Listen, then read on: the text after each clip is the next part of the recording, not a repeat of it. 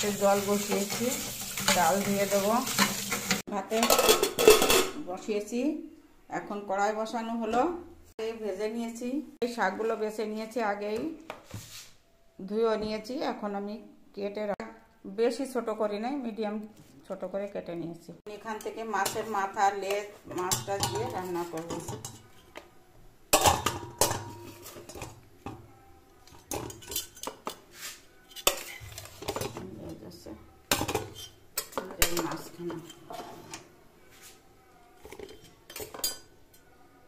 পেটা করে নিয়েছি, তেল দিয়ে নেব। কাঁচা লঙ্কাটা দিয়ে দেবো, মাছগুলো দিয়ে দেবো।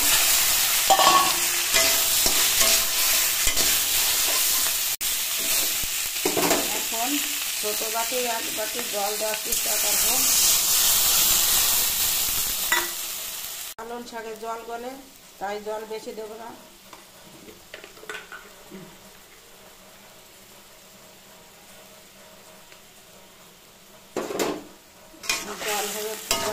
জাল হলে পরে শাকটা দিয়ে দেবো। শাকের থেকে জল দেবে না, 3 মিনিট ভালোভাবে জাল দেবো।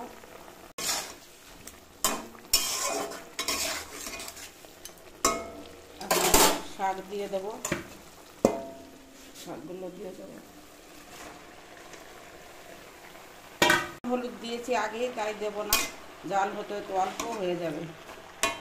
জাল হতে হলুদ সবজি করব, এই দুটো কেটে নিয়ে আসি।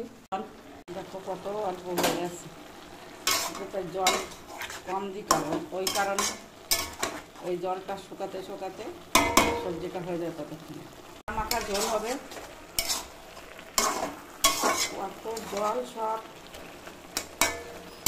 শুকিয়ে যাচ্ছে। এখন আগে গলেছে জল, এখন শুকাচ্ছে হয়ে গেছে। এখন গ্যাস বন্ধ করে তুলে নেব।